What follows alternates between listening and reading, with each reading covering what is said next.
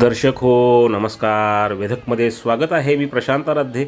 एक ताजी घडामोड अशी आहे की अधिक महिन्यानिमित्त पंढरपूरमध्ये भाविकांची मोठी गर्दी झालेली आहे. अधिक महिना सुरू झाल्यापासूनच दररोज हजारो भाविक येथे श्री विठ्ठल रुक्मिणी मातेच्या दर्शनाकरता येत आहेत आणि प्रशासनाने यासाठी जय्यत तयारी केलेली आहे.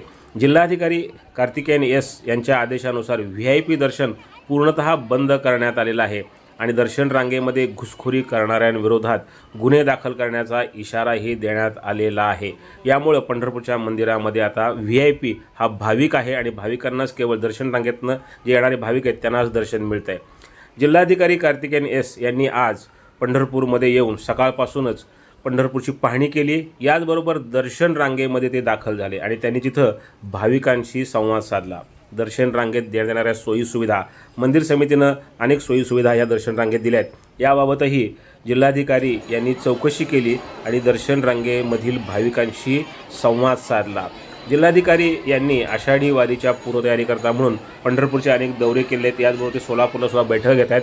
मात्र उद्या म्हणजे अधिकामध्ये सर्वात मोठी एकादशी आहे आणि त्या अनुषंगाने पंढरपूरमध्ये 3 ते 4 लाख भाविक येतील असा अंदाज आहे आणि आजच खूप मोठी गर्दी झालेली आहे.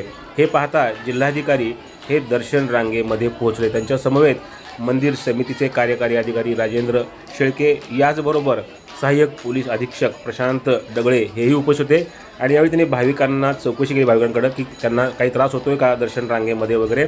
आणि यावेळी भाविकांनी सुद्धा आपल्या समस्या किंवा आपली मतं ही जिल्हाधिकाऱ्यांसमोर मांडली. याचबरोबर जिल्हाधिकाऱ्यांनी पंढरपूर शहरातील विविध ठिकाणांची पाहणी केली. गर्दी ठिकाणाची, नदीचा परिसर असेल, याचबरोबर दर्शन रांग असेल, प्रदक्षिणा मार्ग असेल, याचबरोबर त्यांनी जे अतिक्रमण काढले गेले त्याचीही पाहणी केलेली आहे. यावेळी महिलांनी भजन गात गात जिल्हाधिकाऱ्यांचं दर्शन रांगेमध्ये स्वागत केलं. मात्र जिल्हाधिकाऱ्यांनी हा जो म्हणजे मुवमेंट आहे त्यांची किंवा त्यांनी जो उचललेलं पाऊल आहे हे स्वागतार्ह मानलं जातं आहे.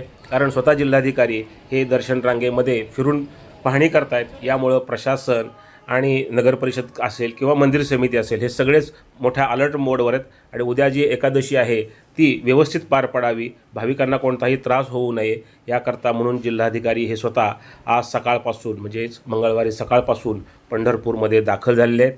यानंतर ते अधिकाऱ्यांशी चर्चा पण करणार आहेत, पत्रकार परिषद घेऊन आपली मतंही मांडणार आहेत.